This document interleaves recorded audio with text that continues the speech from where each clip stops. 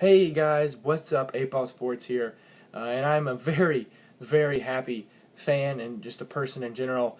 Obviously, as you can tell by the title, I'm an Ohio State fan. If you haven't watched any of the other videos, then you would know that. But I'm an Ohio State fan, and the game against Penn State finished probably about 5 hours ago. It's about 10 o'clock now. Just watched the Kentucky-Tennessee game. I was watching the Clemson-Georgia Tech, and I wasn't sure I was going to make this video, but I decided I would. And I put it in the title that I'm an Ohio State fan, so these are biased. Normally when I do post-game analysis, if you look at, I've done some this year and even last year, I try to keep them as unbiased as possible. I look at both teams, I say what I thought happened, everything like that. This one's going to be biased, and that's the simple way it is because I'm going to support my team. If it's Ohio State, I'm going to be biased towards them. So first off, I would like to say that this was one of the best college football games I think there will be this year. There's been some good games. There's been solid games. I think this one is right now possibly at number one, if not definitely in the top three. A 1-point finish between two top six teams. Number 2 versus number 6. Both kind of wanting revenge. It was an exciting atmosphere. A blackout from Ohio State, and it was an exciting game. Sorry, I'm pulling up the stats because normally I have all this ready, but I don't. I also just seen that Oklahoma is winning. I know they were losing earlier, so.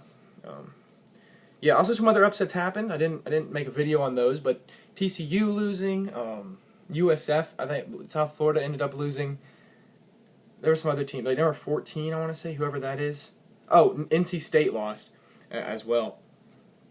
But there were some big games. Let me find Ohio State and Penn State. So first off, if you're a Penn State fan, I think I already said first off, this was a great game. One of the best games of college football I think we'll see this season. It really was a hard-fought battle with a lot of mistakes being made by Ohio State, and Penn State capitalizing on them for the most part. And that's really what made this game that close. I'm not saying that Penn State did not... I think Penn State should have won this game. I think we basically gave Penn State this game, and they couldn't quite take it. And if you're a Penn State fan, and disagree with that, I understand. I think your team is really talented. I think Barkley is going to win the Heisman. I think it's really between him and Baker Mayfield. I think JT Barrett showed that he maybe should be a finalist for it tonight. But I think Barkley's going to win the Heisman. I think he's the most explosive player. I think that, look at his stat line. I don't have it pulled up yet, but you look at his stat line. I do now. 21 carries. Sorry, I just ran out of space on my iPad, which is what I record on. But I think Barkley's going to win the Heisman. I believe that's what I was talking about. I think, 21 carries for 44 yards and only a score, and of course the kick return, which I'll get on to later. This is going to be a pretty long one. Hopefully I have enough space to record it. But he's an explosive playmaker, and sorry, I was reading an alert. Tennessee did get that Hail Mary at the end of the game, but did not. They were about 3 yards short, and I'm actually going to try to fix the camera. I feel like it needs to be a little bit raised. He's the best player in the country, in my opinion. And I think he should win the Heisman if he can keep performing at the way he's been performing all season. But when, this was, I think Penn State, or maybe, I don't know, I don't think people realize how good our defensive line is. I think 3, possibly 4 of Ohio State's defensive linemen could be first-round NFL draft picks. I think Nick Bosa and Sam Hubbard both are going to be first-round draft picks. I think Tyquan Lewis has an opportunity to be a first-round draft pick, as well as possibly Jerome Baker, number 17. I think they all have a decent chance to be, at least they're going to play in the NFL, and I believe they could be first-round, maybe second-round draft picks. They're that good. So we did a good job of stopping him. McSorley had a pretty good day, nothing terribly. 49 yards rushing, 192 yards passing, and 3 total touchdowns. So a solid day for Trace McSorley. He did pick up the load when we kind of shut down Barkley. The biggest thing to me about about the whole game was that Ohio State continued to just make mistake after mistake until the fourth quarter. First, second, and third quarters, mistakes after mistake were made by Ohio State. And Penn State was capitalizing on a bad kickoff coverage. We've had that all season. We saw Maryland get a score on us. I'm always scared. It seems like this season, whenever we kick off, I was scared the entire time, this game. And first, I literally thought in my head before the first kickoff, I thought, okay, I know how dangerous it is. I saw his kick return against whoever he played a couple weeks ago, and I know how bad our kick return team has been. So we have to do what we normally do, which is pooch it inside the 5, not pooch it, but punt it or kick it right inside the 5, pinned into like one of the sides, and we just tackle them inside the 20. Normally it works, but Barkley busted out to the left side, gets a 97-yard kick return touchdown. 13 seconds into the game or something like that. Not a good start. Then first drive for Ohio State. Little screen pass, which I'll get onto later because Ohio State annoys me very much so with some of our play calls. But we go the little screen pass out to Paris Campbell. He runs, looks like it's going to be a positive play. Oh, he fumbled the football. Penn State runs it back to about the 20. A couple plays. I think on third down they end up throwing it. Good throw. I think it was pretty good coverage by Damon Arnett. Good throw and by Trace McSorley. Nice catch as well. I don't know who the receiver was. Let me see. I think it was Deshaun Hamilton. Yeah, it was Deshaun Hamilton, I'm pretty sure. With the catch, 13-yard touchdown reception, and Penn State's up 14-0 quickly. Ohio State goes back, they get the ball, obviously they get the ball back. They go down, I believe they got a field goal. And then this is where Ohio State's defense started to play like they knew what they were doing. Ohio State's defense, first off, I'll go ahead and pause right here. Ohio State's defense played a phenomenal game today. I realize I'm raising my hands a lot, but they played a phenomenal game today. They held a Penn State offense that's been dynamic to under 300 yards. And if you take away all the mistakes by our offense and our special teams, I would have liked to see what this game was if it was just field position where Penn State got the ball at the 20, Ohio State got the ball at the 20, and they just went at it. Take away the special teams mistakes and maybe the turnovers. And I would like to see what the final score was. I'm not saying that Ohio State would win, but with how well our defense played, as I see Jock Peterson makes it a 6-1 game. So I guess the Dodgers are probably going to win that one. I would like to see, our defense played such a phenomenal game today. And if I actually said this when I think it was 35-27, maybe 35-20. I was talking to my dad, and I said this loss is not on our defense. This loss is on our offense and our special teams because that was after we made our second fumble. So anyway, 14-3, our defense stands up. We force them, first down, they lose yards. Second down, they lose yards. Third down, they can't get enough. They punt, we get the ball back. We go down the field. We decide to go for it on 4th and 8 instead of making it a one-score game. In my opinion, that was a terrible coaching decision by Urban Meyer. I understand being aggressive in a game like this. You need to be aggressive. You have to be aggressive when you're playing the number 2 team in the country. But kicking the field goal there makes more sense to me. Make it the 8-point game.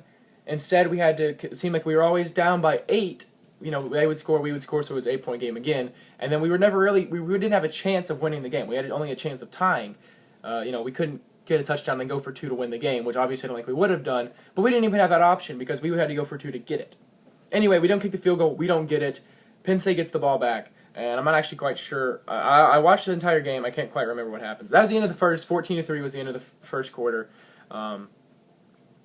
Score. Let me actually go to scoring summary. That should help me out. So let's see. So Nuremberger makes the field goal. And then I just actually missed this play. I listened to it on the radio. I was driving to my dad's house. And I listened. Saquon Barkley, 36-yard run. I saw the highlight, everything after. Busted outside. We stopped him up the middle. He busted outside. He's too fast. 36 yards. At this point, it's 21-3, and I came into this game expecting it to be a close loss for Ohio State. And I know you always want your team to win, expect your team to win. I honestly think Penn State. I was ready for Penn State to win.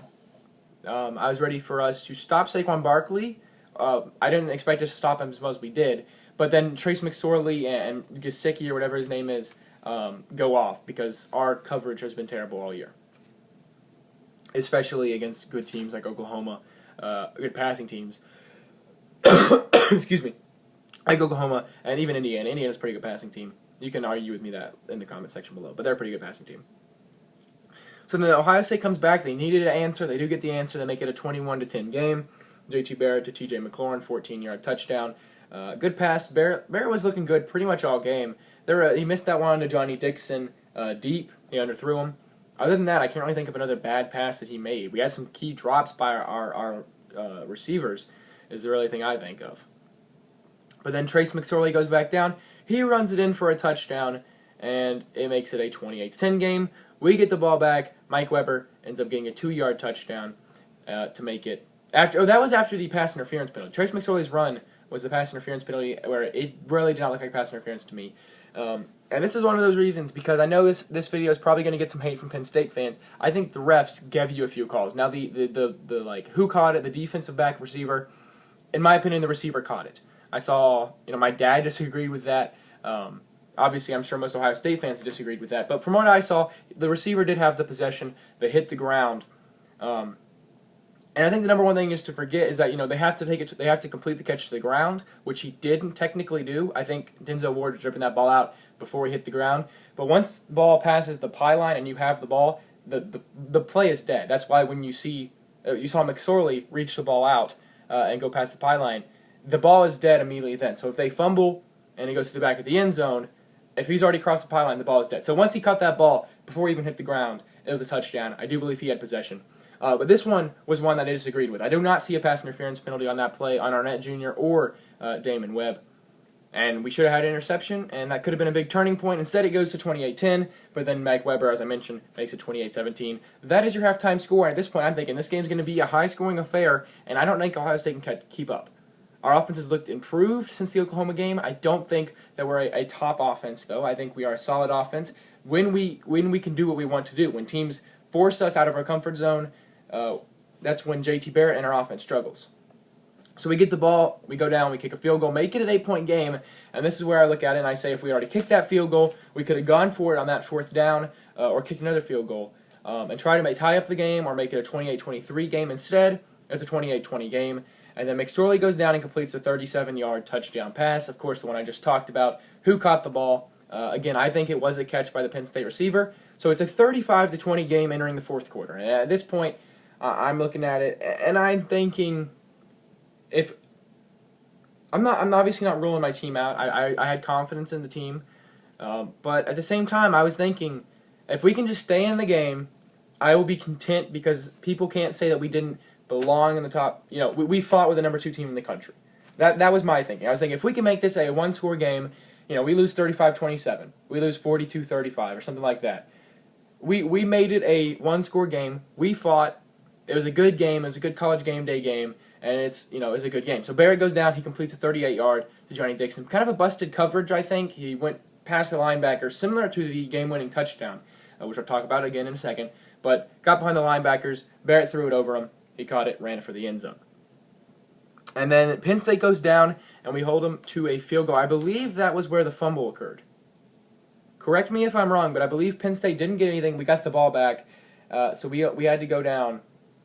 And we end up fumbling the football. We fumbled sometime in there. Terrible fumble. Barrett tried to pull the ball out when he shouldn't have. I believe he's going to get the first down if he just gives it to Dobbins. Anyway, Penn State goes down to get a field goal. So it's an 11-point game with 5:46 left. Penn State kicked the field goal with 5:46. They have an 11-point lead. But JT Barrett goes down, and he throws it a beautiful fade to Johnny Dixon, who's not even a tall receiver. I would expect that to be Benjamin Victor. But Dixon goes up. He makes a nice catch, and he makes it a 38-33 game. We do not get the 2-point conversion, so it's going to continue to be a 38-33 game.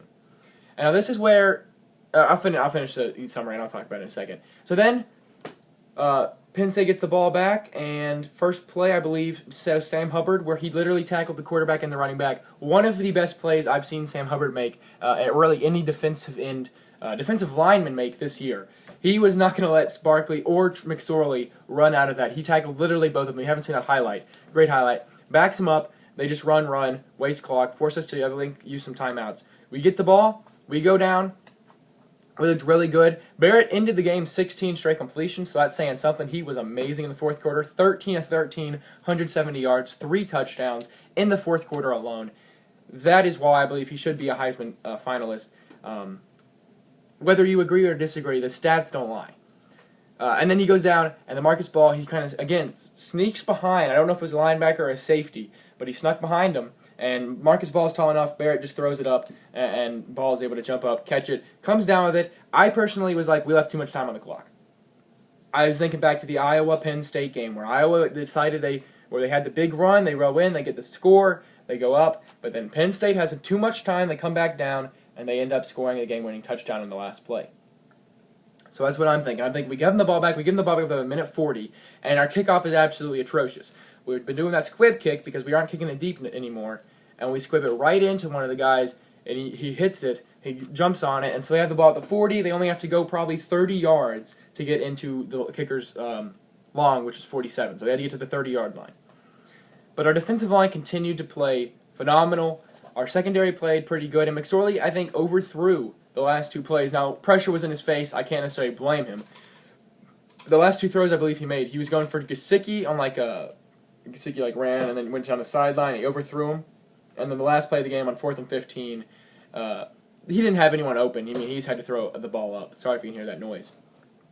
And that's how the game ended. They had to pick up a first down. They pick up the first down, and Ohio State kneels, and they win.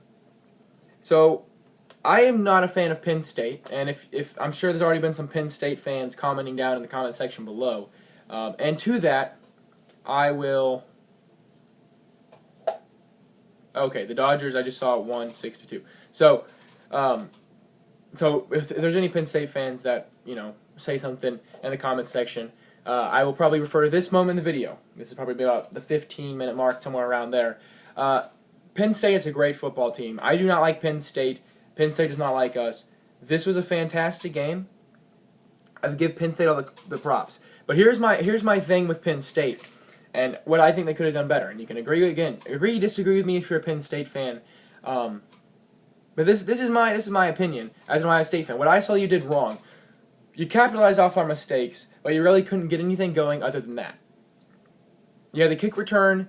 I think they had one drive where they marched all the way down the field with not us committing a bad penalty or or not us giving them great field position due to a turnover, something like that I can remember. They only had one drive. Pretty sure that's the one that ended with the 36-yard Barkley touchdown run.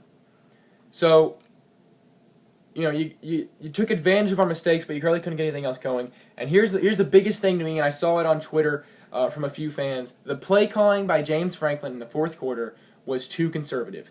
It was too bland. I was using a word earlier. I can't remember the word I was going to use to describe it, but it was expected. What you were going to do, you're going to run with Barkley, and normally that's been able to work because teams couldn't stop them. You haven't faced a team with our front four yet, and you try to run. And I think back to the entire fourth quarter, you got 3 points, and that was after our fumble, after we gave you great field position. When you were actually pinned back, you couldn't get any of the ground game going, and you were predictable. And in my opinion, you kept us on our toes for the most part. You were running some interesting formations, running some interesting plays, testing us downfield, which is our weakness in my opinion. But then you got a little maybe comfortable with the lead. I'm not saying that you did, but that's just what it looked like to me at least. You got a little comfortable with the lead, and you start thinking, okay, we're just going to run out this clock. And that's what you start doing, except for you only got 3 plays in running the ball before you had to punt it back to us, and our offense had started clicking. So that's the only thing for me if I had to say something about Penn State. This was a great college football game. There's no doubt about that. I don't get in anyone's mind. If you're a Penn State fan, you have reason to be unhappy, I think, but there's not really anyone you can be unhappy with. It's not like the refs. I think if there was someone, if Ohio State had lost this game, I think we had a reason to be upset with the refs. Not blaming anything on the refs. I mentioned the dual catch. I do think there was some iffy penalties in there and just some iffy calls. But that being said, it was a great college football game. Props to Penn State. You're not out of it. I think that's what you have to remember. Last year, Ohio State got in as a one-loss team. Excuse me again.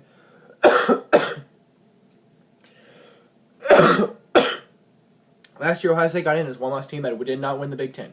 And that's not even to say that you're out of the Big Ten yet.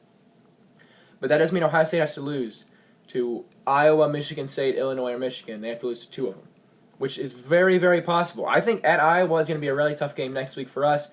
I don't know who Penn State plays next week. I'm sorry I did not look at that. I just know Ohio State's schedule.